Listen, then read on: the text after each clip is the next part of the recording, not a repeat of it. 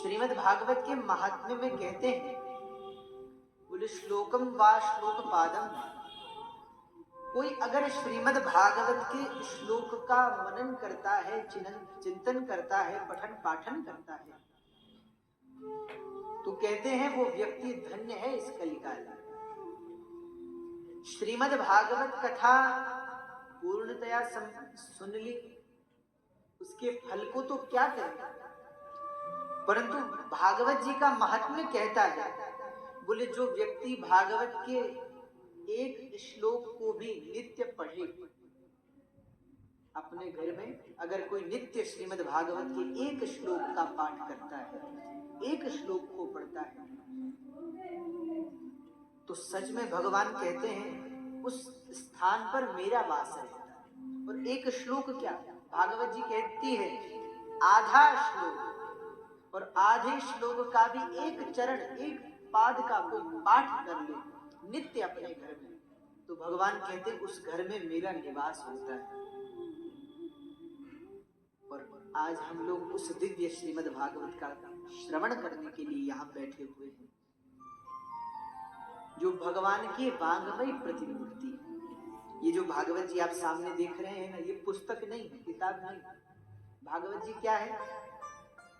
अगर पूछा जाए कि श्रीमद् भागवत क्या है, तो आप लोग क्या कहोगे, क्या है भागवत? भागवत को अगर कहा जाए तो भगवान कहते हैं तेने वांगमयी मूर्ति प्रत्यक्षा वर्तते हरि, साक्षात भगवान श्री हरि ही भागवत जी है। इतनी महिमा है। यहाँ तक कि जब कहते कलिकाल में भगवान अपने धाम को जाने लगे, भगवान कृष्ण, तो जाते समय भगवान ने कहा कि अब धर्म किसकी शरण में जाएगा। जब हम अपने धाम को चल पड़ेंगे, धर्म भगवान के पास आया कि प्रभु अब हम कहाँ जाएं, किसकी शरण में जाएं, तो भगवान ने कहा चिंता ना करो, एक स्वरूप से हम इस श्रीमद् भागवत में वास करेंगे, तुम इसी में समा जाओ। तो भगवान कृष्ण का वास्तविक प्रतिमूर्ति अगर इस कलिकाल में कहा जाए तो ये श्रीमद् भागवत है। इसमें भगवान स्वयं निहित नहीं है, स्वयं भागवत ही भगवान है, इसलिए भागवत भगवान कहा जाता है। और भगवान कहते हैं श्लोकम भागवतम चापि श्लोकार्धम पादमेव वा लिखितं तिष्ठते यस्य ग्रहे तस्य वसाम्यहम्। बोले जिसके घर में, पहले के समय में आपने देखा होगा दरवाजों पर अच्छी अच्छी बातें, अच्छे अच्छे श्लोक लिखे रहते थे, लोग अपने घरों में अच्छे अच्छे श्लोक लिखवाते थे। बोले जिसके घर में श्रीमद् भागवत का एक श्लोक लिखा हो, एक श्लोक नहीं आधा लिखा हो, आधा भी नहीं एक पाद भी लिखा हो, एक चरण भी श्लोक का लिखा हो, तो भगवान कहते हैं गृहे तस्य वसाम्यहम्, उसके घर में मेरा वास होता है। इतनी महिमा है भागवत। और फिर भागवत कथा का श्रवण सुनना, ये तो जन्म जन्मांतरों का पुण्य है, तब भागवत कथा सुनने का अवसर मिलता है।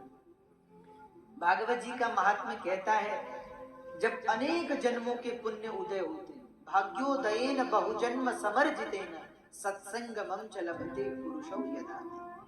जब कई जन्मों के पुण्य उदय होते हैं तब जाकर भागवत कथा सुनने का अवसर मिलता है। इतनी महिमा है।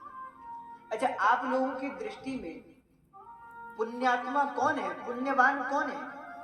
कैसे पता लगाया जाए कि किस व्यक्ति ने पूर्व जन्म में अच्छे कर्म किए हैं, पुण्य किए हैं, सत्कर्म किए हैं? कैसे पता चले?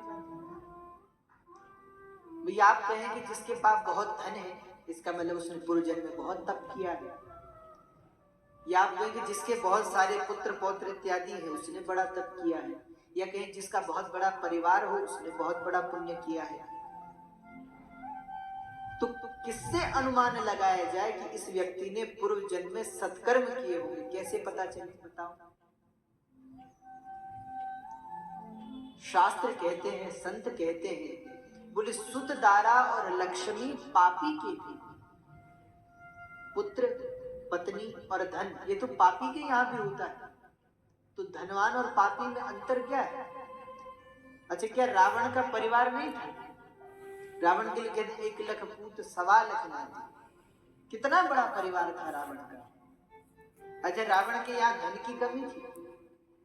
लंका पूरी सोने की लंका थी। इतना बड़ा परिवार, इतना धन, वैभव, संपदा, ऐश्वर्य सब था।